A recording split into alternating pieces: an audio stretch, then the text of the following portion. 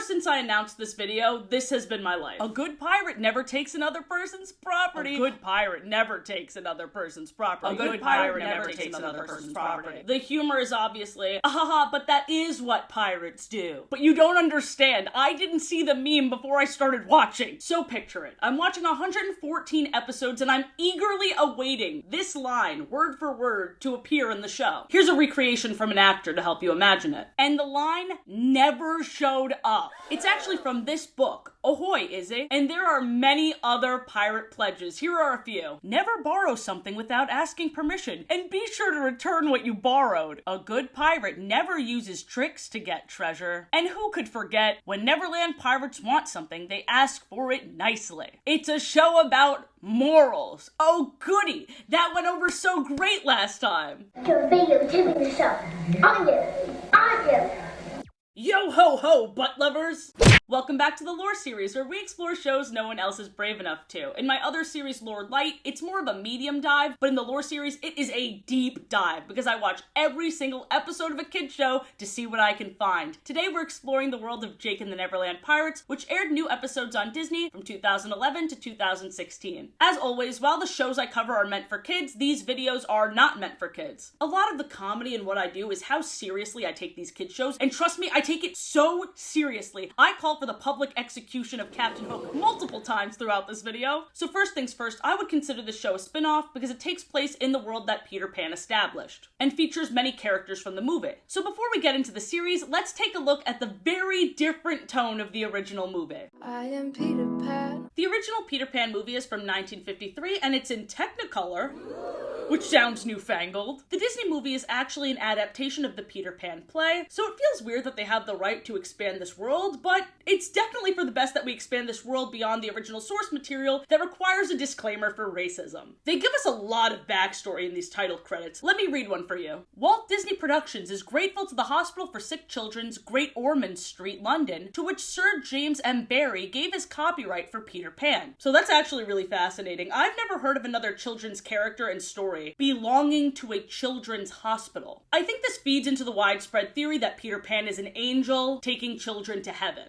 But it's fully not a comforting paradise, and it would be really concerning if that's what they were going for. The narrator begins speaking to us after that old-timey choir fades out. When you wish upon the second star to the right, Tinker Bell will grab your hair and start to fight. Anyway, the narrator has said that this story has played out before and it will play out again. But when we get to the Darling house, we hear why Peter Pan chose this family's children. Miss Darling believed Peter Pan was the spirit of youth, but her husband and the children's father believes this is all nonsense. And he seems like a very angry man, screaming, "Oh, if I don't get my cufflinks, we're not going to this party." The children's father reminds me of Captain Hook right away. And the fact that the mother is so desperately holding on to her youth, while her and the children are trying their best to just ignore the father's anger, is a huge red flag. The father, George, keeps bumping into the dog, being a clumsy idiot, and then punishes the dog, Nana, for it. Wendy briefly mentions to her mother that she has Peter Pan's shadow before the mother and father go off to their party. When the mother expresses concern to the father about the shadow, he says, "No wonder Wendy gets these idiotic ideas."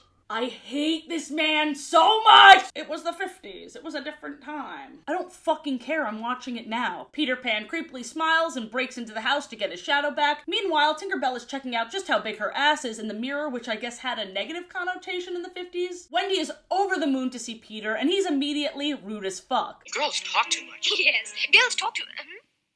Well, get on with it, girl. Oh, brother, this guy stinks! But when he hears she's being forced to grow up, he wants to take her to Neverland where she'll never age. But Wendy thinks of her mother. Peter Pan doesn't know what a mother is, because he's obviously not a human. I don't know why some people think he's a human. He's not. Wendy immediately wants to kiss Peter. He doesn't know what a kiss is, but Tinkerbell does, and she's pissed. This is where she gets very violent and incredibly bitchy. So Wendy and her brothers want to fly off to Neverland, but they need pixie dust. So Peter spanks Tinkerbell over them, and they go to the second star on the right. No wonder Tinkerbell's so confused about what her and Peter are. What is their relationship? Have Have we ever clarified that? Then we see Captain Hook for the first time, and I forgot how large his crew was. They're talking about slitting throats, there's a place called Cannibal Cove. This doesn't sound like heaven at all. Hook is doing some sick smoke rings, then proceeds to kill this guy with a gun in the middle of his song. We hear that the TikTok croc ate Hook's hand and is now eagerly hunting him down to eat the rest of him. Also, he swallowed a clock, which is why he makes that TikTok sound as he approaches. Tinkerbell tries to kill Wendy by giving the Lost Boys false orders to shoot her out of the sky, so she's guilty of high treason. I hereby banish you forever.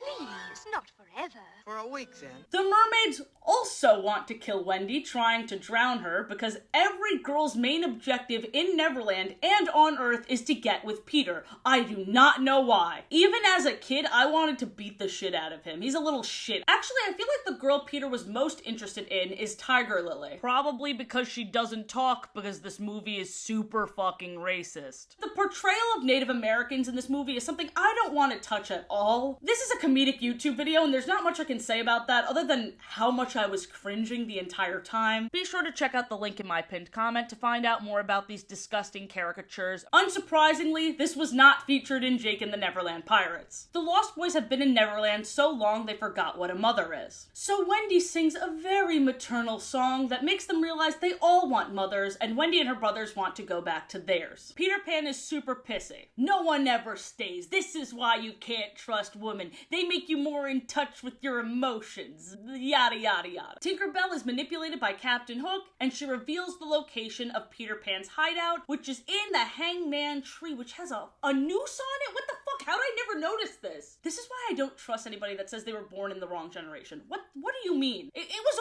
only worse back then. You realize that, right? Captain Hook captures Wendy, her brothers, and the Lost Boys to either recruit them as pirates or make them walk the plank. And as for Peter Pan, Hook left a bomb there for him. Tinkerbell broke out of the glass prison Hook put her in and warned Peter. Peter came back, saved them all. Wendy and her brothers go back home because they're ready to grow up, but the Lost Boys stay in Neverland because they're not. The dad even has a change of heart by the end, showing that you can hold on to your childhood and grow up at the same time. Aww, that's like the whole point of my fucking channel. Who are you people? First up, we have Jake, say it with me, the titular bitchular. Cubby is the shy, scaredy one. Izzy is the girl, and Scully's the bird. Every friend group has the leader, the shy one, the girl, and the bird. It takes a while for these characters to shine on their own. The first season doesn't really highlight what makes them stand apart from each other, and I'd say the series really only picks up in the specials and halfway through season 2. When we talk about what I found in each season, I'll get into the specifics of that. Captain Hook's crew is made up of Smee and Sharky and Bones. And let me tell you something, Sharky and Bones are my favorite characters by far. So Sharky and Bones act as bards, singing narrators. They also show up live action to perform, and I felt a genuine love of what they were doing. A similar vibe to Imagination Movers, and I looked it up, and I was right. I have a sixth sense for stupid shit. I read up about it from The Oregonian, and the origin story couldn't be sweeter. Kevin Hendrickson and Lauren Hoskins were part of Captain Bog and Salte, a Portland-based pirate rock group. While writing the pilot script, the show's creator Bob Sganaway started listening to Captain Bog and Salty's music. He then introduced them to the VP of music at Disney Television Animation, Jay Stutler. Jay Stutler went on to say, "These guys were put on Earth to write music for the series we were working on." And I'd have to agree with that. The music they created elevated the series. And seeing them both animated and live action was a real treat. That actually led to some theories that only got stronger the more I watched. I truly believe with my whole heart that these characters are the strongest and most powerful characters of the entire series. Let's go! Let's go! A pirate. Jake, Izzy, Cubby, and Scully have this hideout under this waterfall. It's honestly badass, and I see why Captain Hook wants to steal it. But Jake assures us that we'll defend our land and maybe even get some gold doubloons on the way. Jake has his sword, Cubby has his map, and Izzy has pixie dust, which the fairies gave to her to help us fly. But only in emergencies. Fuck you, Izzy. Also, my initial reaction was that Cubby's item of the map is the worst. I have since changed my opinion, and you'll see why. This is a magic map. But I wrote this joke while I watched, so you're just gonna hear my initial reactions. I have my sword, I have my pixie dust that gives us the ability to fly, and I have my dazzling personality and award-winning smile. Shut up, Chubby. It's Cubby, and at least I have an item. I should turn you into chicken tenders, then at least you'd be useful. Right off the bat, you need to be aware of this recurring theme. They say the pixie dust is only for emergencies. They use it all the goddamn time. They are not trying to conserve it. Cubby pretended to be a 3-foot-tall fly, and Captain Hook must have sustained massive brain injury because he saw this child zipping around him making very unconvincing buzzing noises. And he thought, yeah, that's a fly, all right. Flies fly. That's the only criteria. Can you suspend your disbelief? I sure can't. Their pirate ship named Bucky is alive. Captain Hook's ship is not, so this is just a Jake and the Neverland Pirates thing. Hold on! In the second episode of the series, Sharky and Bones sang about Hook's plan to throw Jake's guitar into Belch Mountain, within earshot of Jake and the rest of the crew. Technically, it was supposed to seem like Scully and Bones didn't know Jake was overhearing, but they threw in the lyric, unless Hook stopped. So I believe they're either trying to sabotage Hook's plans, or at the very least they're aware of Hook's losing streak. Episode 4 is the first appearance of the TikTok croc. This time Hook stole the kid's food because he's dealing with the classic cartoon villain trope of not having edible food to eat. It seems like they backpedaled this as the series went on because he started to really like having this nasty food. Also, what's funny is he could have successfully taken Jake's food if he just asked them to share. This episode ends with the kids asking Hook if he needs help escaping TikTok croc. Hook, proud as ever, refuses help, so Jake and the rest of the gang just leave him there to die. Now you could say Hook refused and they just wanted to respect his wishes, but a few episodes ago when they were trying to return Hook's hat and he said no, they didn't take no as an answer, flying over his head to sneak the hat back onto him. The kids value possessions over lives. Their only moral compass is don't steal, the one thing pirates do. Another instance of them leaving Hook to die is in episode 7. I'll give you the treasure, just take a step forward and step on this trap. You idiot, it was a trap! It's literally your own trap. Release the croc! Not the TikTok croc! Save me! Bucky the alive magical pirate ship is able to communicate with the children just through his bell. Good idea, Bucky. We can use his coconut seashell scooper. In a basketball game where Hook's team is against Jake's team, Scully and Bones begin singing about how bad Hook is at basketball. These two secretly hate this guy and only stick around to watch him fail. In the episode Bucky makes a big splash, Hook and Smee try to shipnap Bucky. Bucky was able to defend himself, but only after the kids comfort him. This is exactly like Home Alone, but if the home gained sentience and defended itself. And at the end of the episode, the live-action band of Sharky and Bones sings with Bucky. At the end of episode 8, we see live-action Sharky and Bones flying around with pixie dust. Maybe the fairies have enlisted them to be spies on the inside. In the episode Surf and Turf, we meet Marina and a whole group of mermaids. They're very close friends with Izzy. They don't try to drown her or anything. In the episode The Seahorse Roundup, we see a new location in Neverland, the Seahorse Shallows. Sharky and Bones for the first time participate in actual evil, helping Hook steal these seahorses for nefarious free labor. I think they just have to interact with the plot to keep it going. A few moments later, we even see Sharky and Bones trying to comfort the seahorses, before confessing very guiltily that this is no life for them. After the seahorses are saved by Jake and the mermaids, Sharky and Bones sing a TikTok croc song where they remix Hook pleading for his life. Captain Hook, flopping all around, crying, save me, thunder and codfish flounder, never been a failed track, big as hay. Let's take a look at some new locations Season 1 introduced us to. We had the Floating Rocks, Ha Ha Hedges, which are hedges that tickle people, Stinkpot Swamp with stinky stinkpot plants, Stinky Tar Pit, Belch Mountain, Birdbath Bluff, full of geysers, Shipwreck Rock, Peaceful Valley where snoozy bees live, Hook's Treasure Cave, which isn't hidden at all, but somehow they have all these booby traps. I don't know who set those up. Have a Banana Grove, Big Bug Valley, Rainbow River and Rainbow Falls, Cannonball Canyon, Turnabout Tumble, and Bouncy Bumble Grove, where these giant balloon bumblebees just bump into each other. Oh my god, they're booba. They are literally booba. By episode 11, I started thinking about that map more. It keeps changing, and there's no way all of those things exist in the same space. So I started to think, maybe Neverland's landmarks, other than the mountains and those valleys in the middle, they can disappear and reappear as the map changes. In the episode The Key to Skull Rock, they casually name drop Peter Pan. Peter Pan left them a key to Skull Rock, and when they get to Skull Rock, it's an observatory, and the first constellation they see is of that cheeky fuck Peter. And hold on, wait, did it wink? I turned myself into a constellation, Jake. I'm Constellation Pete. In the episode The the Neverbloom, Jake and his friends go to the map room where this little flower is making this dinging sound. There's a note from Peter Pan that they never noticed. Does this dude just keep breaking in? Dude wants to be Santa so bad. Also, him breaking in isn't out of character or anything. I don't know why I was planning on skimming over this, but the flower compass and Peter's note led them to the Neverbloom, which only blooms every 100 years. So technically it doesn't never bloom, it just rarely blooms. But it's this flower person that just dances around and sings before going back to sleep for another 100 years. It's so whimsical and cute and fun. If this happened in the original Peter Pan movie, they would have weed-whackered the shit out of it and immediately killed it. They were brutal back then. In the episode Rock the Croc, 2 seconds after the kids complain how hot it is outside, Peter Pan sends them a message in a bottle that washes up on the shore, and the message inside mentions something about something to do when it's hot out. I think Peter Pan is like our damn phones. What is the United States government doing about Neverland's advanced spyware influencing our kids? In the episode Jake's Jungle Groove, Peter Pan, mischievous as ever, gifts Cubby with these bongos. These bongos, when played, force Hook to dance against his will. These 3 kidiots and their damn bird always take the moral high ground, but don't for a second think, maybe we shouldn't make people dance against their will. In the end song, live-action Sharky and Bones talked about how they signed up to be on Captain Hook's crew, but even more interesting than that, we catch a glimpse of live-action Hook.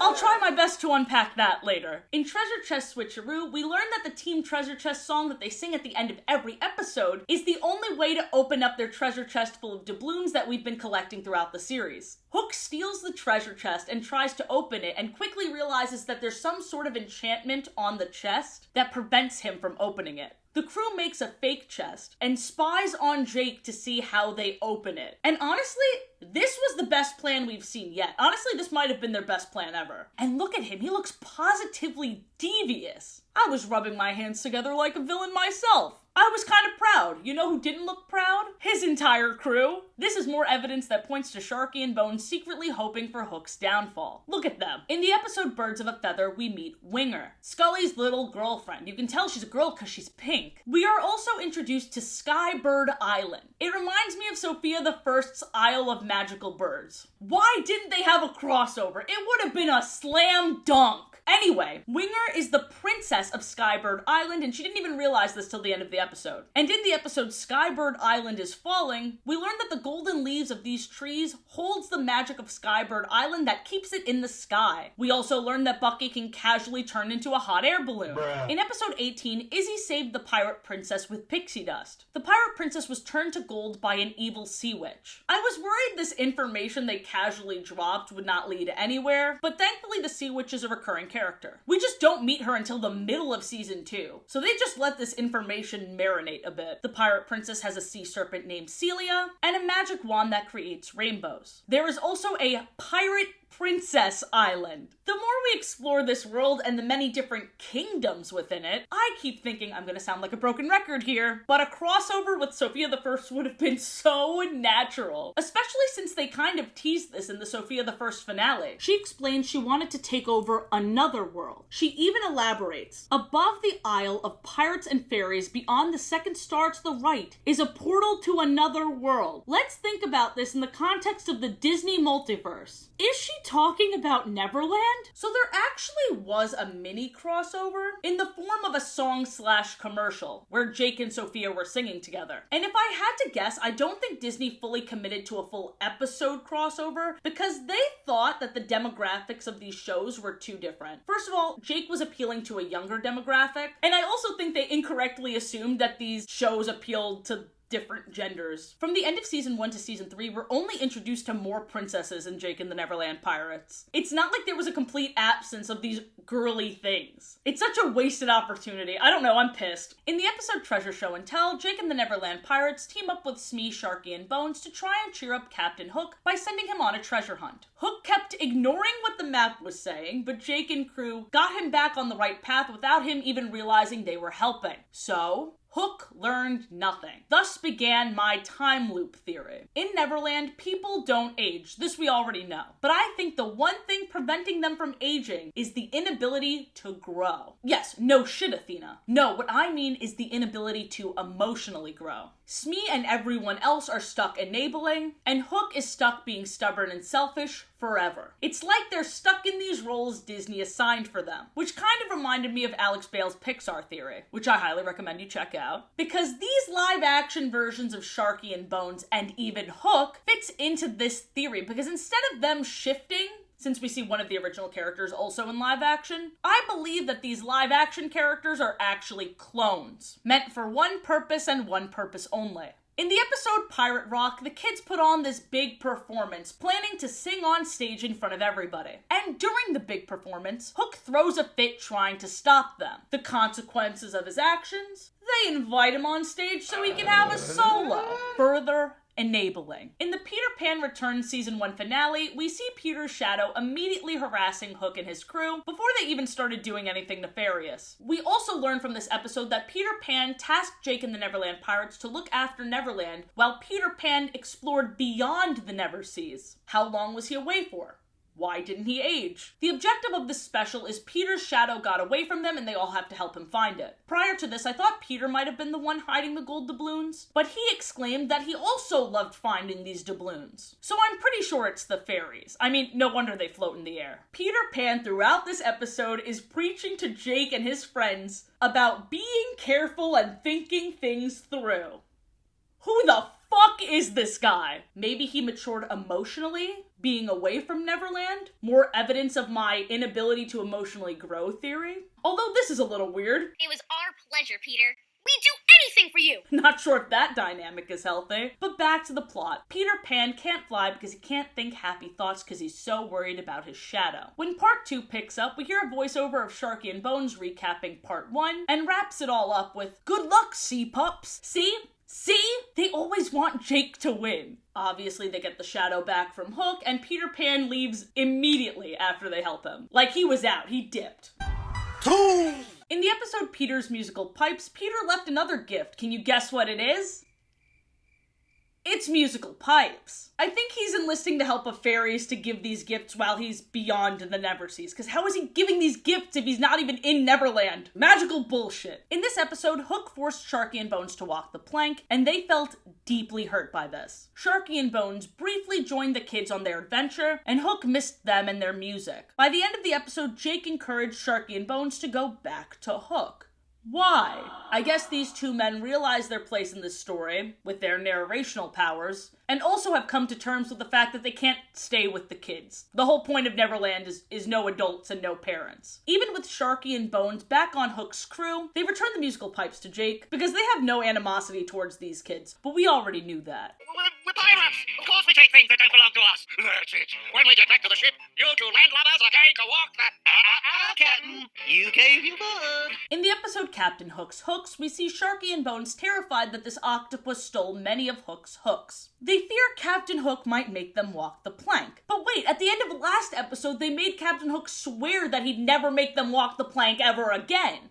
You gave your word! So Hook's promises mean nothing, very unsurprising. Or, these villains restart every day. Further proof that stunted emotional growth keeps them from aging. Jake and friends help Sharky and Bones get Hook's hooks back because they really care about stealing and playing fair so much that they are constantly helping Hook when Hook would never do anything like that for them. Little pushovers is what they are, and I'm sick of it. In fact, in the season 1 finale, I didn't even mention this, Hook tried to banish Peter Pan and Jake and friends from Neverland. And he also tried to drown Peter's shadow. Listen, he's not shooting people for singing anymore, thank God! Sharky and Bones would be dead, and then I wouldn't have watched the series. But he's definitely still an evil dude. It's not just cartoony shenanigans, he can still get violent. Season 2, Episode 4, Captain Flynn lost his ship in a massive windstorm that left him stranded on a desert as hot as he is. Oh my God. I really like Captain Flynn. He looks like my husband, Ben. I guess this isn't his first time here because everyone refers to him as a legend. In the episode The Great Pirate Pyramid, Captain Flynn decides to stay and live in the desert. It's free real estate.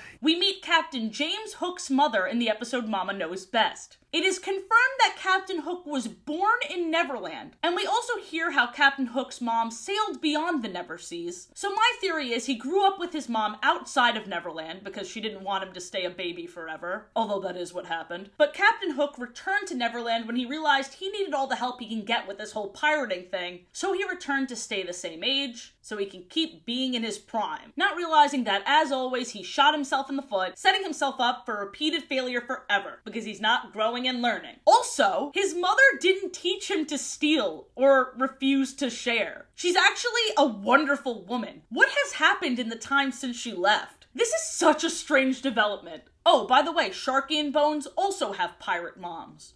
Cool. Pixie Dust Away Day is a holiday where they have to use their pixie dust all day. Maybe everyone using pixie dust all at once enhances their power? I don't know. I have no idea why this holiday would even exist. Probably because it's a kid's show and it's supposed to be fun. Well, it can't be that fun because Izzy tripped and all of her pixie dust washed away. Dude, worst timing ever. Sucks to suck. The Fairy Rock sings that they have to go to the Fountain of Forever where pixie dust flows anew. And they also made it just for you. First of all, bars. Second of all, did I just hear that right? The fairies made a landmark just for Jake and the Neverland Pirates adventures? I think they do this every day depending on what adventure they go on, along with the gold doubloons they're hiding. The fairies are fully in control of this world and most of the stories. In the episode Undersea Bucky, we learned that Neptune City, the Mermaid City, has a pink pearl that lights up the whole city and it just stopped working. Wait. You're telling me that the fairies can immediately replenish Izzy's pixie dust stash, but when Bird Island is fucking falling and the mermaids don't have power, the fairies don't step in for that? They're just hands off? Maybe the fairies' governmental rule only extends to land, so they're very hands off with matters of sea and sky?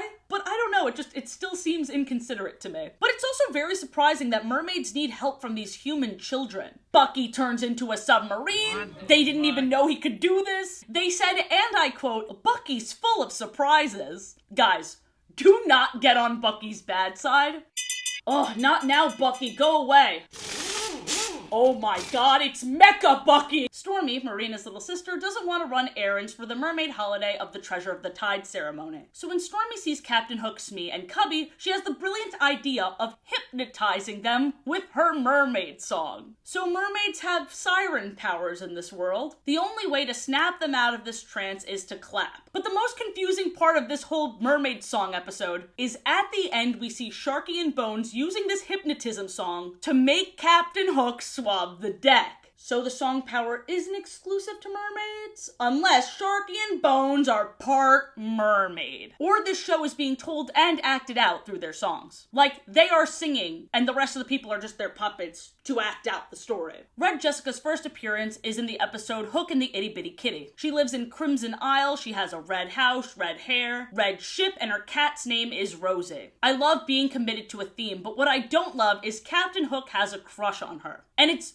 so forced. I personally think she should get together with Flynn. Sharky casually drops that he knows a dogfish that owes him a favor. Sharky and Bones are possibly part mermaid. The Neverland Desert used to be a sea, so they're looking for Neptune's trident there. Neptune's trident is said to create bodies of water. So terraforming magic doesn't just exist for the fairies, it also exists with the mermaids aquaforming. Izzy was declared an honorary mermaid during the Treasure of the Tide ceremony, and surprisingly that wasn't a one-time thing. She can't just sprout out a tail like Sophia in Sophia the First, but she was the only human to be able to hold Neptune's trident because of this ceremony. So it wasn't just an honorary title. And the mermaids even gifted Izzy with her own mini trident at the end of the episode. And that mini trident creates tiny geysers. Where did they get that from? Did they create it using the big trident's powers? The two-part special Jake Saves Bucky starts with Hook finding a scroll on his ship, and it says if you can beat Bucky in a race, you get to be the new owner of Bucky the ship. There's another condition that says the old owner can win Bucky back if they find a golden bell by sunrise the next day. So my first question is obviously, who wrote this? Why are they taking this random scroll's word as law? Is it even notarized? Hook won the race in part 1, and the episode even ends with Smee saying, "I'm sorry, Jake, but I'm afraid pirate rules are pirate rules." What are pirate rules? That you just have to do anything a scroll says? Oh, look at that.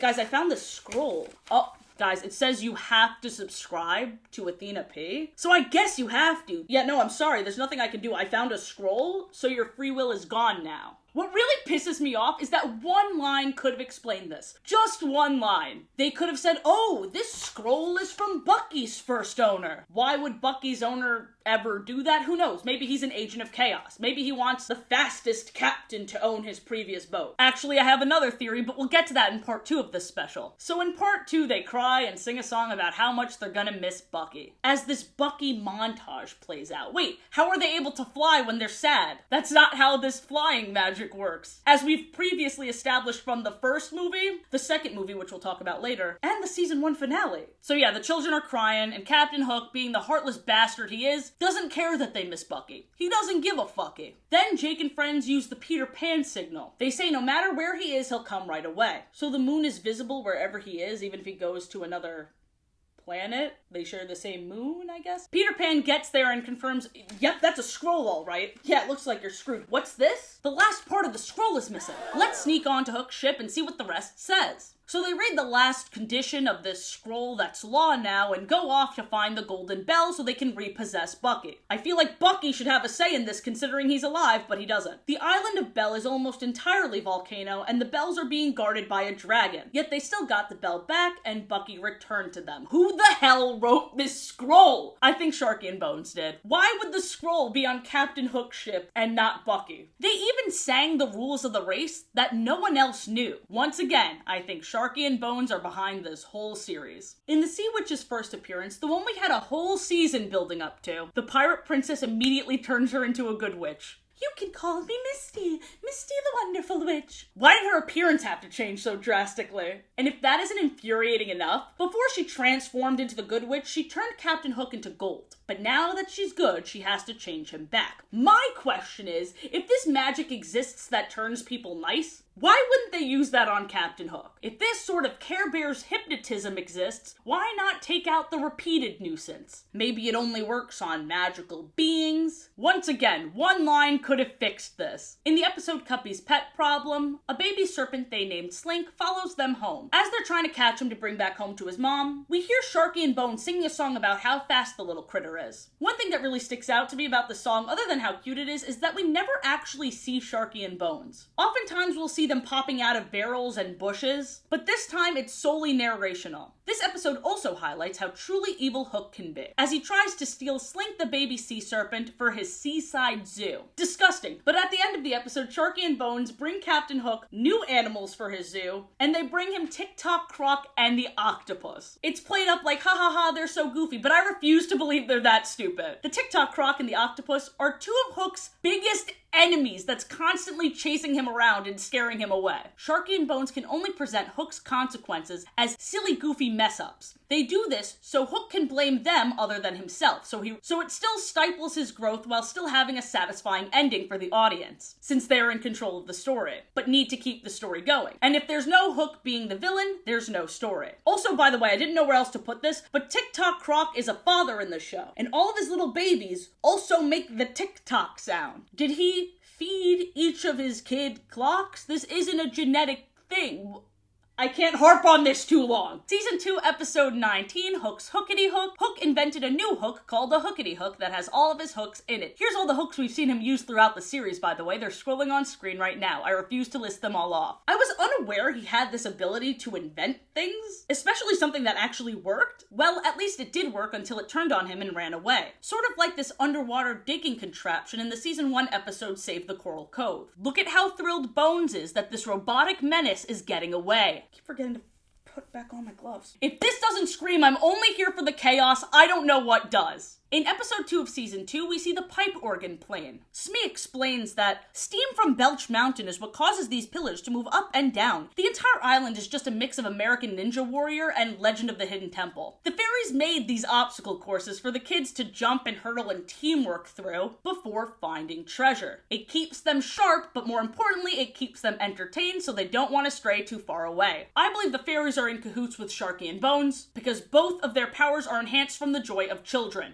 Canonically, we learn in Pixie Hollows, which I will cover in a separate lore video, that the Never Fairies are born from a human baby's first laugh. So it makes sense that they specifically want children's joy to last forever. The episode Hooked is all about Hook trying to impress Red Jessica, and it seems as though she's starting to like him back. I hate this romance subplot more than words can say, but I'm gonna say so many fucking words. She's so happy he got the treasure for her, but the entire time they went on this journey together, he shut down all of her ideas, and was only able to get the treasure through help from the kids, which she didn't save. He took all the credit for that. This isn't love making him better. This is him being physically attracted to Red Jessica, which I can't even blame him for, and then everyone helps him get what he wants, as usual, but it's a little weirder this time because it's a person, and he's only able to achieve his goal through his weaponized incompetence. The next episode, Neverland Pirate Ball, picks up where Hooked left off. Captain Hook is so excited to win the waltz contest at Red Jessica's party, but he refuses to practice even though he clearly needs it, further proving he hasn't changed. His only objective is getting what he wants while putting in no work. Jake decides they're going to teach Captain Hook to waltz without him even realizing that they're helping. They fully Mr. Miyagi'd him. In the end, Hook did thank them, which actually surprised me.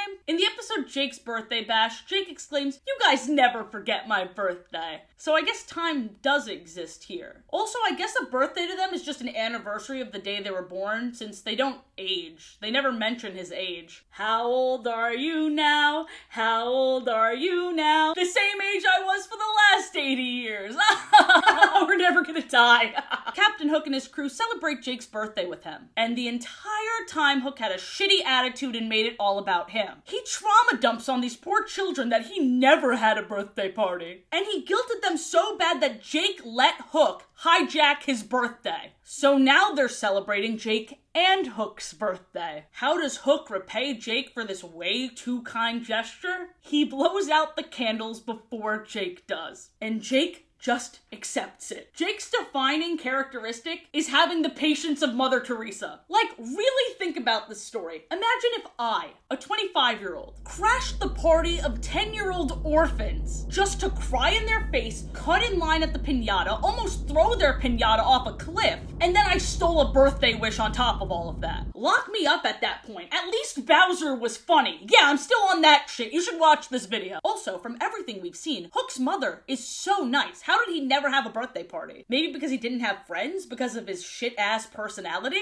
In the episode The Lighthouse Diamond, we hear in Red Jessica's letter how as a young girl she would always go to Pirate Island. Wait, what? As a young girl? How many people were raised in Neverland? Or at least were kids in Neverland and returned home? Or went somewhere else to grow? The episode Jake and Sneaky LeBeak is when we meet Beatrice LeBeak, known for her thievery. At first it seemed like Hook was attracted to her, but immediately 180'd when she stole from him. And you know what? I'll just say it. This ship is way more compelling than the ship between him and Red Jessica. The only reason Red Jessica is endeared by him is because he pretends to be somebody else when he's with her. And she doesn't see how often he endangers these children. In the episode Sandy and the Clams, he threw barrels at these children, Donkey Kong style. Pirate Genie in a Bottle is the episode where we meet Pip the Pirate Genie. The specification of Pirate Genie means that Pip can make treasure-related wishes come true. So he's like a regular genie, but worse. But it's even worse than that because his magic is not working. So now they have to replenish it at the treasure wishing well. He does have a magical flying pirate flag, which is pretty cute. I love a theme. The episode ended like any genie story does, where the people are morally good people. They free the genie. In episode 28 of season 2, Captain Hook stealing from Treasure Falls causes all of them to be trapped there. So when he refuses to put the treasure back, we see them genuinely get mad at him for once.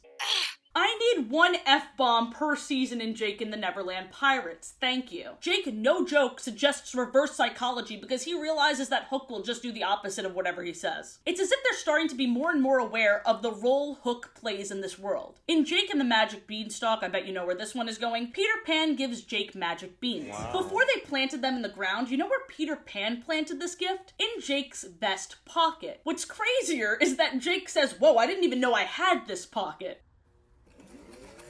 It's 3 a.m. What is that noise? Oh, dude, what the hell? Go back to sleep. What are you doing? Is that my shirt? Well, I'll have you know I'm borrowing your shirt for a gift. Jake's sword disappears, and Fairy Rock summons the kids to announce that all of the magic is fading. From Neverland, from Pirate Island, from the fairies, from the mermaids, all of it. Even the land is fading. Holy shit, somebody check on Floating Bird Island! Anyway, even Izzy's fairy dust and Cubby's map stops working. A mysterious hooded figure and a sparkling twinkle of light that's obviously Peter Pan and Tinkerbell approach the kids. Only one can go on the quest. Izzy and Cubby decide, Jake, it's gotta be you. Dude, you're the titular bitchular. So he starts his quest replenishing the pixie dust at the fountain, and then getting magical squid ink for the map. I love that we now know where the map's magic comes from. Also, there's a shell that allows Jake to breathe underwater that we've never seen before and never see again. It's just for this main character arc. Part 2 picks up and Jake gets to the Never tree that's dying. This is the tree that Peter made Jake's sword from. He sings the tree a song, and the tree uses the last of its magic to create Jake a new sword. Jake is the chosen one. A new tree grows in its place, and it's revealed that only one other person has completed this quest before. The hooded figure. Who's Peter Pan?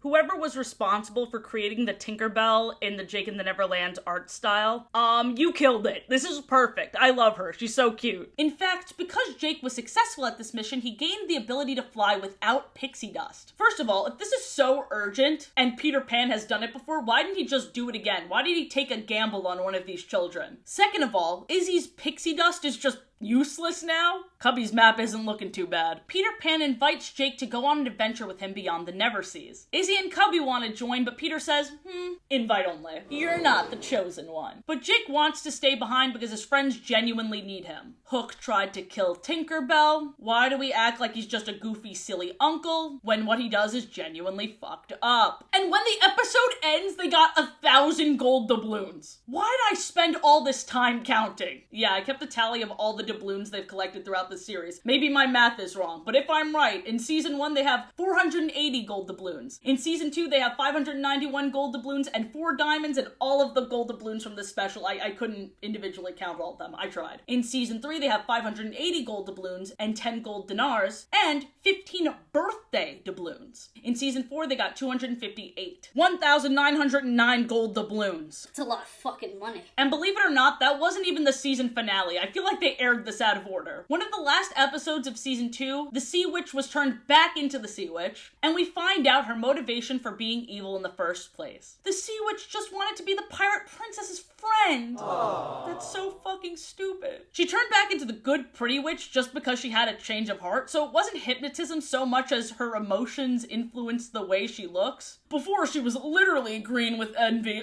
Where is Jake's magic? Why can't he fly anymore? I don't know what to do with this information, but Bones has a lucky doubloon, which helps him get lucky? Not clickbait? No, seriously, this mermaid just pops out of the water just to flirt and kiss him. Bones, you dog! Is Bones gonna bone? In this episode, it also seems that Bones' good luck is directly linked with Hook's bad luck. The very first time we see the Mermaid Queen, she's captured by Hook, and she doesn't even attempt to hypnotize him. Remember? Mermaids can hypnotize people? I think the writers may have forgotten. 100? No. 100? It's 3. Season 3 starts with a new theme song with more kick-ass visuals and more of a rock sound. And the roll call even changes to not include Jake. I guess because the show's called Jake and the Neverland Pirates, it's like, we know who you are, bitch. This made me think maybe this season is starting where the special left off. Especially since many of the visuals included in the theme song show Jake flying around. But no, dude.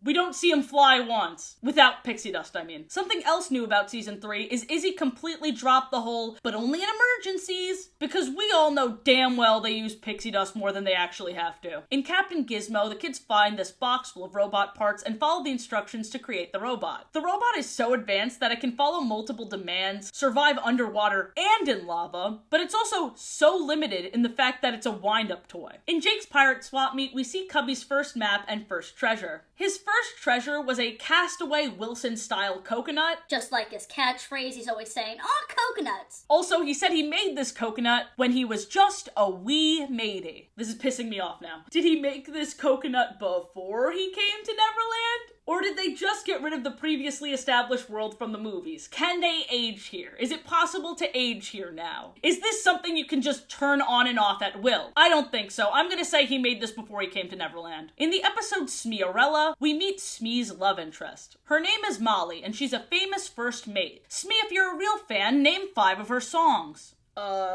Tale as old as time. Tale as old as time. Yeah, Molly just looks like a human Miss Potts. Anyway, he's finally meeting Molly at Red Jessica's pirate convention. I love when women are just introduced to be love interests and then never seen again. Yeah, we never see Molly again. In the episode The Singing Stones, these 4 rockheads and a chunk of Singing Island was floating out at sea until Jake and his friends found them. The objective of this episode is for these rocks to make it home in time for Peter's shooting star, which will make them grow bodies. So does Peter Pan control the skies? Is the shooting star just named after him, or is he in control of it? Like that winking constellation. The star itself is green. It just looks like part of Peter Pan's magic. If these rocks wanted to have bodies for so long, why couldn't the fairies just help them with that? They help the kids out all the time. It feels like the magic of Neverland is so unforgiving and random, except when it comes to these human children. Like, these rock people are a whole family. They have their whole lives. In the grand scheme of things, it was just a plot device for this episode, but without suspending disbelief, which is what I do in this series, it gives this world some cruel undertones. Also, the girl rocks are pink, because of course they are. In the episode Hook's Treasure Map, Sharky and Bones sing him to sleep. After just a quick song, he is out cold. Is this more of their mermaid magic hypnotism? In this episode, it's made even more apparent that the children are very aware of Hook's role in this series. And it kind of explains why they're always making excuses for him. Here's where we see the main group's individuality shine through. We see Scully's vanity in the episode Pretty Bird, where he gets so distracted by his reflection, he keeps allowing his friends to be put in dangerous situations. In real life, mirrors are actually terrible for birds' brains, so this was an amusing nod to that. A shittier side of Scully's vanity is seen in the episode Princess Power, where he makes a remark about the ogre princess's appearance. And the pirate princess quickly scolded Scully because she's a girl's girl. Izzy has a natural talent for caring for creatures, so much so that she discovers a sea unicorn before the mermaids even know they exist. In that episode, Captain Hook kidnaps the sea unicorn and tortures it, tying the poor thing to the front of its boat and taking its friendship necklace. I think Captain Hook should be executed. Sorry, back to Captain Hook being a fucking piece of shit. Captain Hook stole Jake's mecha sword, abandoned the kids on a volcano which he knew was about to erupt, and when Jake ended up saving Hook from that same volcano Hook abandoned Jake at, Hook thanked him by gloating that, haha, I have your sword, heh, this was right after Jake saved your life, dude. I would've fucking dropped you in the molten lava, but Jake was like, that's okay, Hook. In this season, we also meet Treasure Tooth the Ghost, which is confirmation that afterlife exists here. Golden Tooth is stuck in this realm because he doesn't have the golden figurehead of his ship to open up the golden gates to pirate paradise. Holy shit, even heaven is pirate themed here? I know a thing or two about books, and that's a book. This 2-part special starts with Wendy, her brothers, and a whole lot of over-explaining. We sure had fun with Peter! This is letting the audience in on the fact that they've already met Peter. This takes place after the first movie. And I wrote down all our adventures in this book so we never forget! Thank you for that piece of dialogue, Wendy. It may have felt redundant for her brothers, but I know it was really for us. This was also helpful to Smee, Sharky, and Bones, who were watching her through this green murky water. Guys, I'm not gonna lie, that's a little weird. Not as weird as Captain Hook going out of his way, traveling to another world to steal the book from Wendy because he's embarrassed? Wow, is that all? Is that really the stakes of this episode? Not quite. Apparently this book holds Wendy and her brother's memories of Neverland. Oh, okay, that makes sense, I guess. But wait, why did Hook start to forget too? On top of that, why have Jake, Izzy, and Cubby never heard of London? Are they not from Earth? Is the American education system to blame? Or maybe like the Lost Boys in the first movie, they started to forget the longer they were there. I'll go with that one. If Wendy's storybook doesn't have all its pages, no one will ever remember the stories of Peter Pan and Captain Hook. Not even you. Me? Forget about me. Even though Hook started this whole mess, he helped Jake save the last page because he realized he loved his legacy of being a villain. When he gave the last page back to Wendy, Wendy said, "You know what? I think that was quite nice of you." And he exclaims, "Me? Nice? No, don't write that in your book." So here's a few things to consider. Maybe Jake, Cubby, and Izzy could have kept their memories from Earth if they just had a book of their own. But also, this random London police officer says he knows the story of Peter Pan and tells the story to his children all the time. So maybe this world only exists when people on Earth know about it. But do they only know about it from one book? Wendy can't be the only one with the book. The officer kind of confirmed that. So why is Hook's memories only attached to that one book? Also, we see Wendy and Peter's old hideout. Where are the Lost Boys? The Lost Boys never make an appearance in the series. If there was ever a time to reveal them, this was it. They're gone. Episode 24 of season 3, we meet Shiver Jack, who's basically an evil Jack Frost and looks kind of like if Flying Dutchman had a brother. What the fuck are the Buddy Bops? In the episode Grandpa Bones, we meet Bones' grandpa, and he's easily the best character of the entire series. He put Hook in his place. The last thing he said in this episode was, "Be nice to my grandson, I'll be watching," which is so ominous because he left after that. How will you be watching? With the family magic. They are powerful godlike beings, remember? Oh, you still don't believe me, huh? This episode ends with Hook yelling at Bones, and then he's hit on the head with a book. The book opens to a page with Bones' grandpa's picture on it. Bones exclaims, "Thanks, Grandpa," and the picture winks at him. Tiny Tim, who did not die. Cubby didn't want to share his crackers with his friends one time, so they compare him to Scrooge. Jeez, guys, that's a bit much. With this reaction, you'd think Cubby said he killed someone, and it especially feels targeted because there are jokes at the end of some of the episodes, like a good handful of the episodes, where Scully the fucking bird is like, sorry I ate all your crackers, I just couldn't help myself, and they all laugh. But Cubby doesn't want to share his crackers one time, and they're up his ass. Cubby is nothing like Scrooge. You know Scrooge from A Christmas Carol? Well, actually, no, not from A Christmas Carol. The story in this world is Captain Scrooge, because, you know, pirates. And he won't let his crew go to the Great Pirate Feast. In this special, they casually dropped one of the best non-Sharky and Bones songs of the series. I rewinded this part more times than I'd like to admit. Stop asking me about it. Great Pirate Feast. A fucking bop, dude. Captain Scrooge, who's played by Captain Hook, keeps exclaiming, "Bah humbarnacles." They piratified humbugs. They can't keep getting away with this. They also keep treating Cubby like he's Tiny Tim, but he's not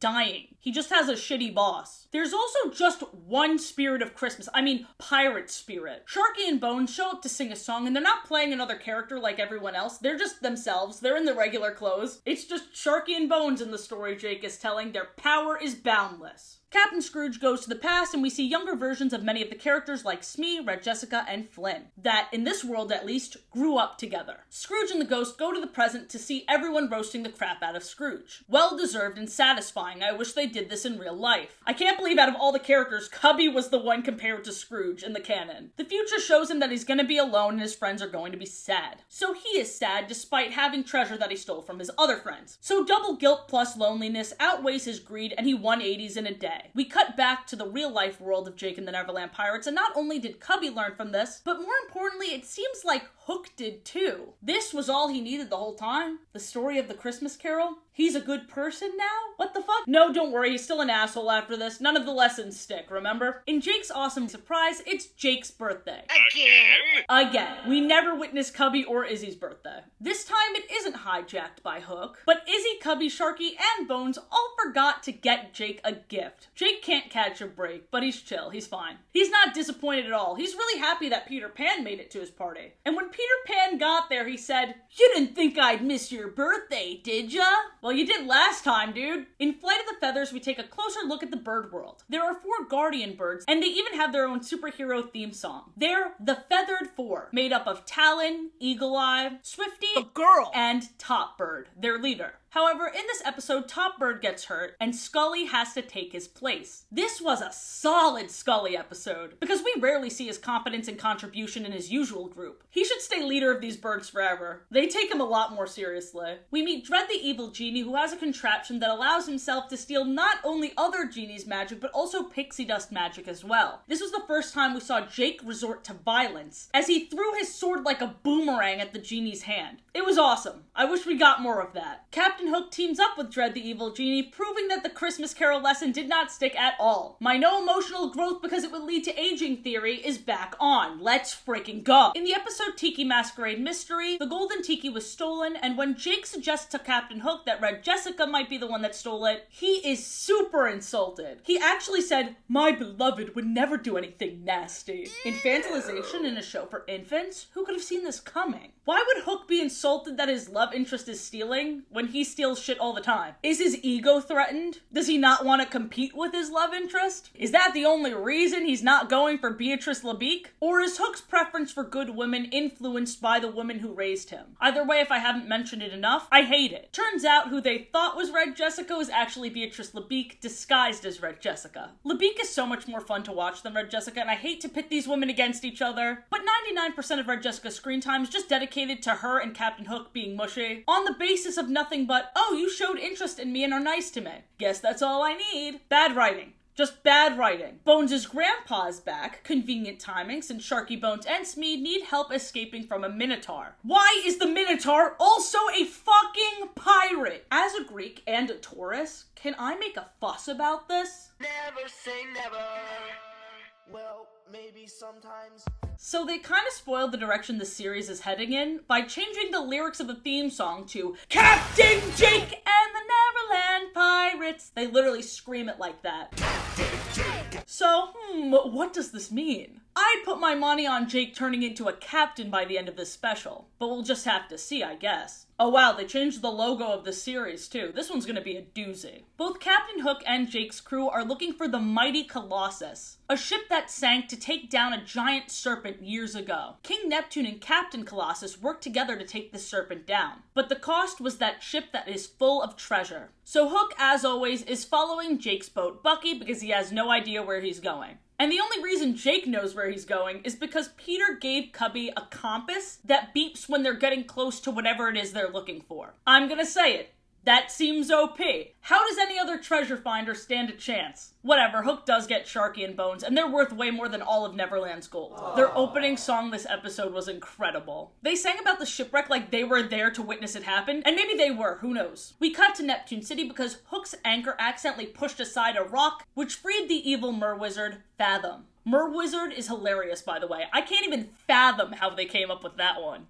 Get it, like the name of the villain? Sorry, I just realized how silly this is. Dude couldn't have pushed aside a rock himself. Oh, look, he just did. How was he trapped that long? We get a monologue from the Queen about this guy's whole backstory. You should be ashamed of yourself. Why? You once tried to rule the Never Sea. Really? To think you were once King Neptune's most trusted advisor. Oh, wow. So with the power of the Emerald, Fathom is able to mind control sea creatures into obeying him. Wait, isn't that the same thing mermaids could do with their song? Why introduce this power at all if you're gonna immediately forget about it and then play up the mermaids as absolutely helpless? Jake hears about Fathom's reign from this annoying Elvis starfish that I've been trying to ignore so desperately, but they keep bringing him back. Ba-ba-boo, ba-ba-boo. I actually can't stand him. I want to throw him like a ninja star. So Jake's plan was to assemble all the captains in Neverland to take Fathom down. So his crew is made up of Jake's crew, Hook's crew, LeBeak's crew, Flynn's crew, and Frost's crew.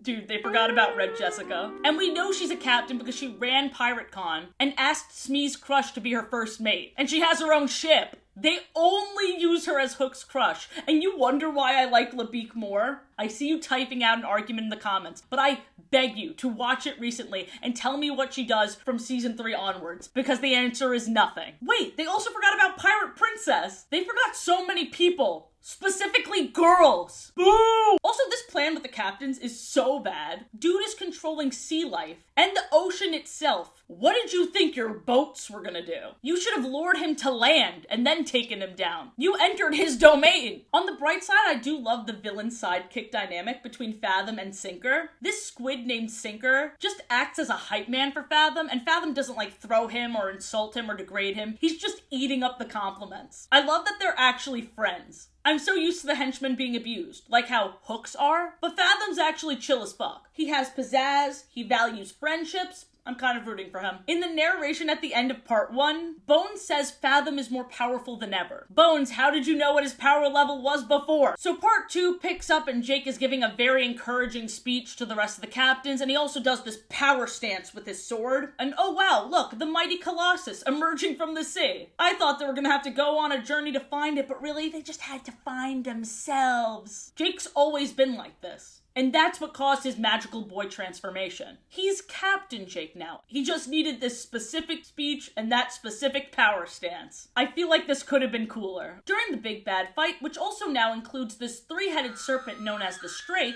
Jake doubts himself for a split second. All because Izzy dropped her pixie dust again. Dude, this is your one job. Jake's call for help didn't summon Peter like I thought it would, but instead Neptune, the god of the sea. And what does King Neptune do? He says, dude, you got this. Believe in yourself. Wow, thanks, Mufasa. But that is truly all it took. Jake can fly again with the power of his new sword, because I guess all he needed was a new journey of self-discovery ever since he shut down Peter's idea of traveling the universe together. Jake's sword can shoot light, deflect attacks, and help him fly. So he takes down the bad guy and mockingly destroys the emerald in front of him.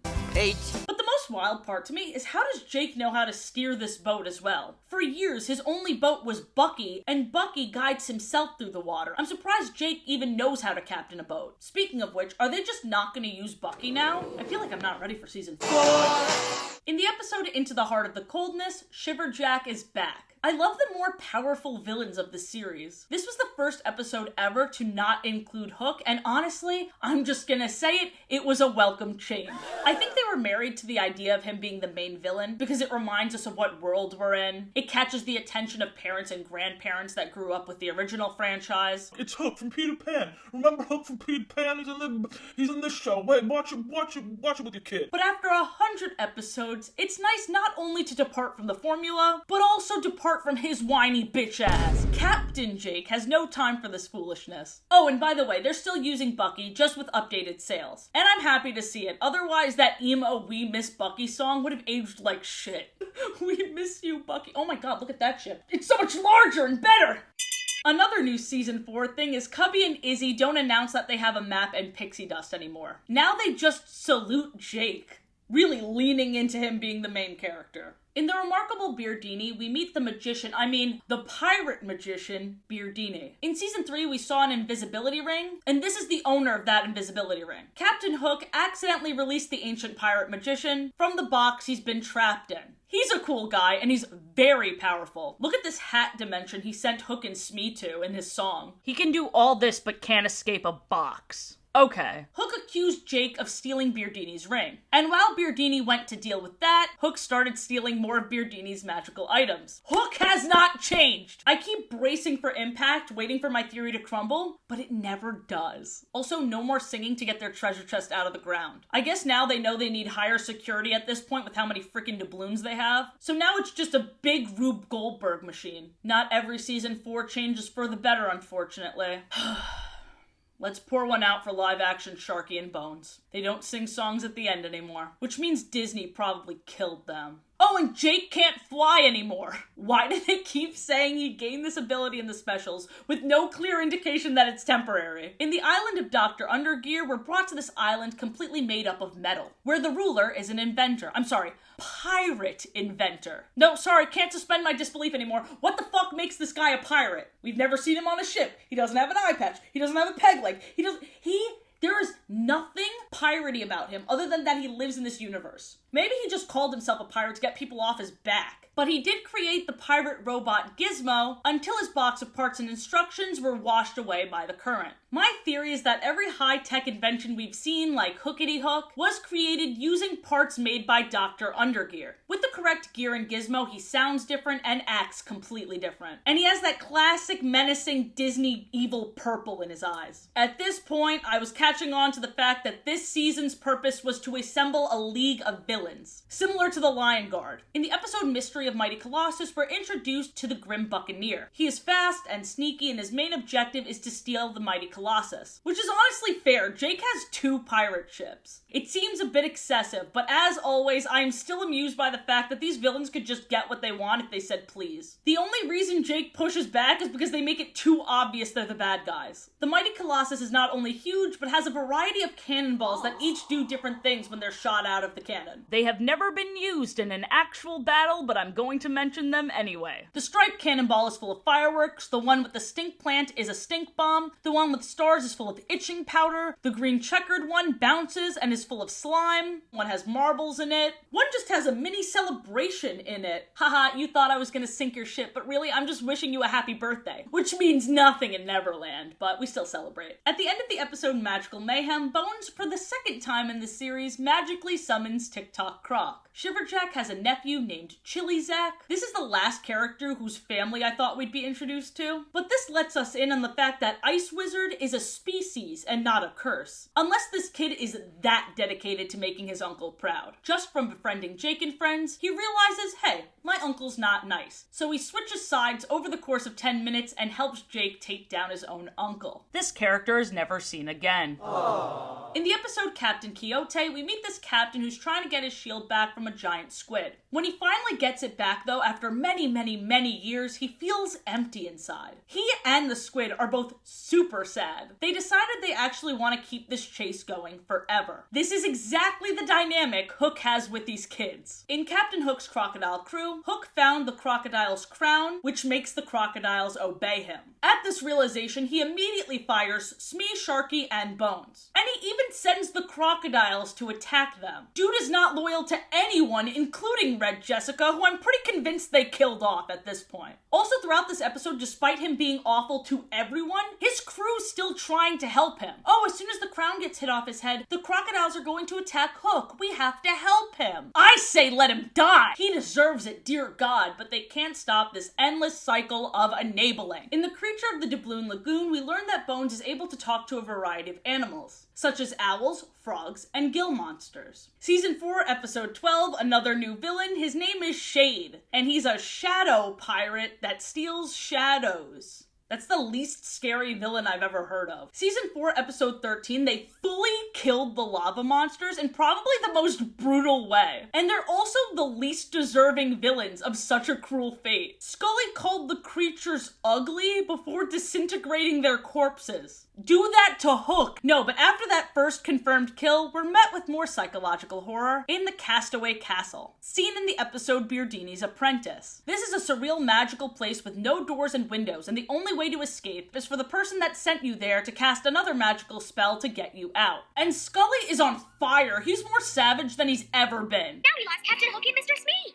Finally, some good news. That's what I'm saying! This is wild, because in season 1, he barely talked or did anything, and I kind of hated him, but the more lines he gets, the more I like him. Also, Cubby masters magic in this episode, which is pretty cool. It's nice they gave him something to do. So we're back to trying to find the treasure of Colossus. The opening shows 3 villains being captured in nets: Captain Hook, Dr. Undergear, and Shiverjack. They were caught by the Grim Buccaneer, who used to be Captain Colossus's first mate, before he betrayed him. Kinda sounds like what Fathom did to King Neptune. Speaking of Fathom, we briefly saw him before Hook got captured instead of him, and Grim even said, "I was not expecting you, Hook. I wanted Lord Fathom." Hook proved himself to be worthy on the team, but honestly, I think Grim just got antsy and didn't want to have to go through the effort of trying to capture Fathom again. I'm so pissed. I wanted to see Lord Fathom and that evil fucking genie. Oh, and by the way, they never come back. Fathom literally yelled, "I'll be back," and he didn't come back. They clearly thought they were getting another season. Song was phenomenal though. What else is new? The Legion of Pirate Villains. Meanwhile, Jake and crew befriended a phoenix that reveals where many things belonging to Captain Colossus are, starting with his journal. Then Jake and crew go on a quest to find the 3 keys to open the treasure: the crystal key, the golden key, and the iron key. Smee and Sharky and Bones are seen worrying about Hook since they don't know where he is, but Hook immediately shows up to deliver the news that he has a new crew now. Something interesting is that he doesn't fire Smee, Sharky, and Bones like he did in that one Crocodile Crown episode, but all 3 of them immediately join Jake's team. They never said why, but if I had to guess, I think that they just help out whoever needs it most. They were looking at Jake's team versus Grim's team, and they're like, ooh, this is an uneven match. Grim reveals that the Phoenix personally knew Captain Colossus, which I thought we already knew that. And once again, I feel superior for being smarter than a kid's show. Yeah, not to brag, but I'm the smartest idiot at the doofus convention. The first battle wrapped up with Jake and crew kind of easily winning before part 2 plays out. Jake and crew make their way to the hidden Colossus Island and don't realize that Hook is following them once again. Shiverjack freezes Smee, Sharky, and Bones, and Hook briefly shows disdain at this before being distracted with treasure. And then he doesn't care anymore. In all the hubbub, Grim stole the golden key, and you need all 3 keys to open the chest, so the stakes are very high. How can they get even higher? Captain Colossus is alive. Actually, that makes sense. They don't age. But he is dying, as you can see by his sunken eyes and the fact that he's constantly coughing, which, by the way, cover your mouth. Captain Colossus explains that this treasure given to him by Neptune replenishes power and enhances your positive qualities. So if they open this chest, Captain Colossus won't be dying anymore. Huge stakes. I like it. Look, the kids are genuinely worried. There's a more serious tone than what I was expecting. As always, I embody this meme. For those of you listening in the background, it's that one clip of SpongeBob and Patrick going over that tiny baby roller coaster. That is my business model for this channel. When Colossus and Jake and friends finally get to the treasure, they still don't realize that Hook and Grim are right behind them. Grim threw colorful smoke bombs in the hero's way, and while it looks really visually cool, it causes Colossus to collapse. You'd think in the confusion and chaos they'd grab the other two keys, but both of them forgot, and are now blaming each other. And I hate to say it, I'm with Hook on this one. Hook grabbed the treasure chest. Grim, what were you doing other than saying your catchphrase of, "I'm everywhere and nowhere all at once. Why didn't you grab the keys?" You did nothing. Shiverjack and Dr. Undergear finally catch up, and they join them for the last fight. The ending makes me sick. I am sick. Get it? Like Colossus. Place your bets now. Does Colossus die? Do you think he's gonna die? You think they're gonna commit to that? So Jake is telling off Hook as they're fighting, while Grim is closing in on Colossus, who was the one holding the last two keys for some reason. Yeah, let's give it to the guy that can't defend himself and prioritize trying to teach Hook a lesson. But at this point, you already know how the specials go. Jake briefly talks sense into Hook. The main thing that snapped Hook out of it is the realization that Grim obviously won't share the treasure with him, but he also thinks of all the people he loves, like his mother, and Red Jessica. They said Red Jessica's name, but she still doesn't come back this season. But it's a relief she at least exists in his mind, which is the whole point of her character anyway. So Hook 180s helps Jake get the chest back and open it so that Colossus can live. But I can't even enjoy that because Hook proclaims himself to be a villainous hero. No, you're not! You are not! You just need to be the center of attention constantly, no matter the cost. In the episode Night of the Stone Wolf, which takes place after the Legion of Villains, by the way, Captain Hook tricks Jake's whole crew into touching the moon gem, which turns them into werewolves, so they can lead Hook to the Stone Wolf treasure. But if they don't get the moon wolf back to the statue, by sunrise they stay werewolves forever. They're all very scared by this, but guess what? Hook doesn't care. He only cares for his own self-interest. That is not being a villainous hero! You're just being an asshole. Embrace it. God, I hate a wishy-washy fuck. This is like Esteban all over again. In Sharky Unchained, we get some much-needed Sharky backstory. Sharky is the last member of the Dark Shark clan, whose only mission is to stop a giant-legged shark creature every 50 years. So I was rubbing my little hands together. I was like, yes, finally, the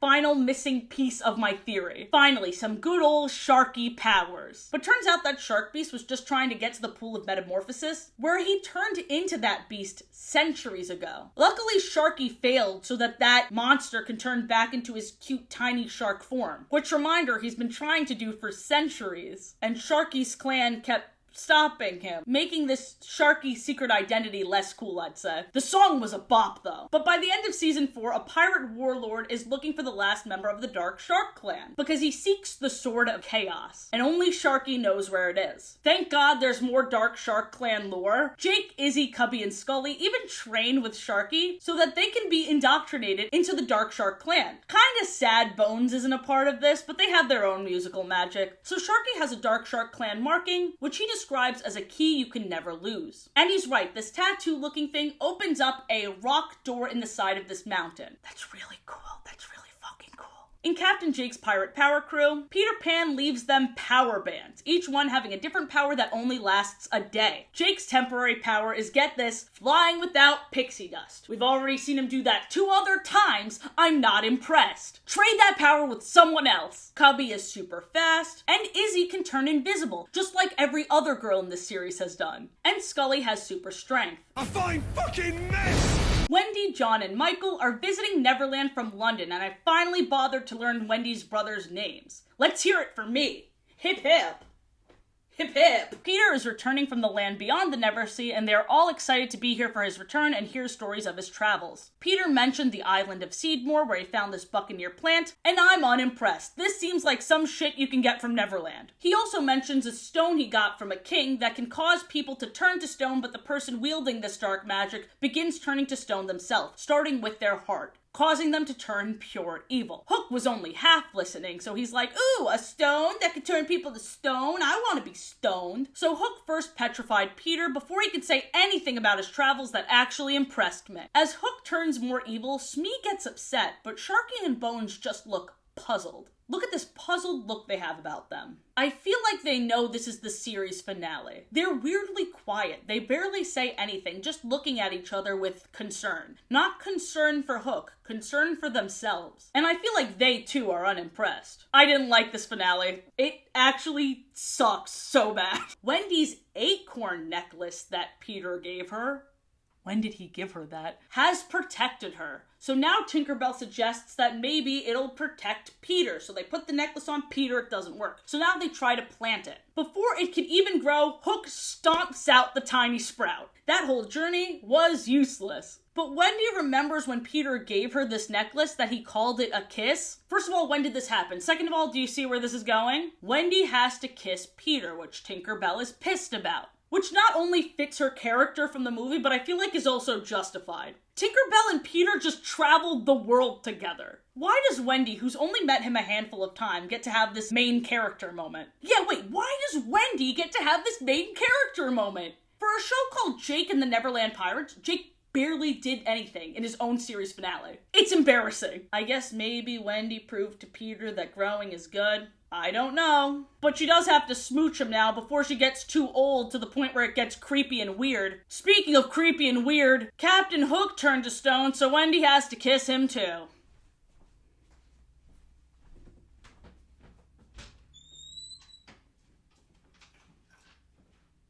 At the end of the episode, Peter Pan exclaimed, "Whether he's stoned or not, Hook's Hook, and that's trouble enough."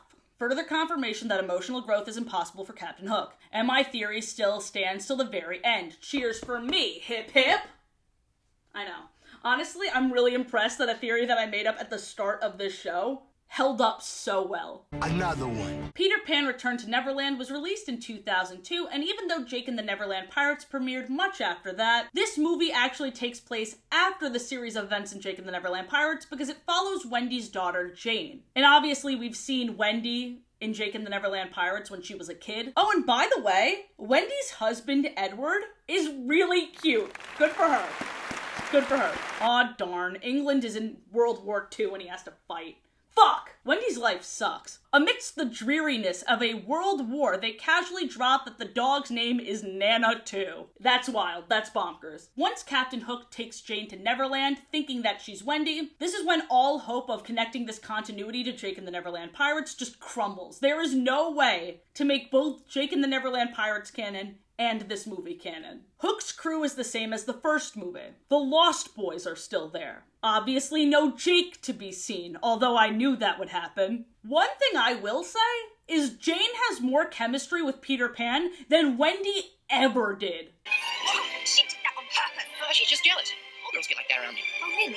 How very nice for you. Peter has needed someone to tell him no for millions of years. Both Tinkerbell and Peter, but especially Peter, seem to be a lot more compassionate in this sequel. But they're so thrown off by Jane that eventually they get fed up and she gets fed up right back, even exclaiming that she doesn't believe in fairies, which causes Tinkerbell to start dying. Fairies' magic, as we all know, is somehow connected to human children believing in them. So here's my pitch. Jake and the Neverland Pirates takes place in an alternate universe where the Lost Boys decided to grow up, so Peter, needed new recruits for Neverland to keep the fairies alive. But he abandoned the idea of Lost Boys because he wanted these new children to have an objective, so that they can feel fulfilled and never leave. The illusion of growth without actually growing up. Solving tiny little problems that are just kind of the exact same thing happening over and over and over again until the end of time. In this Jake alternate universe, Hook's crew really only dwindled down because Peter really cracked down on crime. Only keeping cartoony fun. Remember, he wants these kids to stay forever. The only reason Hook and Smee are sillier now is because they've actually gone insane. They have gone insane from all the failure to the point where they're husks of their former selves. One thing that I noticed really late into this movie is that they replaced the TikTok croc with this octopus, and this is the octopus that they used in Jake and the Neverland Pirates. They included both TikTok croc and the new animal menace from Return to Neverland. I didn't think they took anything from the second movie, but they did. I just thought that was really cute. I actually really like this sequel a lot. It's fun to see Peter grow. The only thing I can't stand is that there are pop songs. I much prefer the old-timey choir. I'm sorry, I said I didn't believe you when you called me a stupid slut. I wish I could see you standing on that mirror and measuring your big old butt. At the end of the movie, Tinkerbell is alive and she's way more forgiving and affectionate towards Jane. It's nice to see Tinkerbell as just sassy and not constantly battling internalized misogyny by killing the other main girl in the series. Jane is also a compelling main character. She has that same love of family that Wendy did, but it's presented in a way that's more relatable to modern audiences. Like, if I'm being entirely honest, this is the perfect sequel to the original movie. But the Playhouse Disney show wasn't trying to be the perfect sequel. They were just trying to introduce this world to a new generation, which is why nobody from the original cast, aside from Hook and Smee, were main characters. Revisiting the original source material made me even more happy they didn't redeem Hook. I just hate that they kept baiting us like they were going to redeem him. Again, they didn't, so it's not as bad as Esteban to me, but it was really irritating to watch. Just once, I wish Jake snapped. He had every reason to have a Steven Universe future Kion from season 3 of Lion Guard type of moment. I think this is how it would go down. Ha ha, I got the treasure. You know what, Hook? This is why no one came to your birthday party. Well, what? How do you manage to have a mom that loves you, a nanny who loves you, a girlfriend who loves you, but you still act fucking miserable? Jake, this is supposed to be fun. Shut the fuck up, I'm not done. I grew up with nothing. I am 8 years old, and I'm more of a man than you'll ever be. You're better off as croc food, bitch. Now that would have been fun. If you enjoyed, maybe watch my Bowser x Luigi shipping discourse video and call me a stupid slimy girly in the comments. Thanks, I appreciate you. Have a good day. Bye!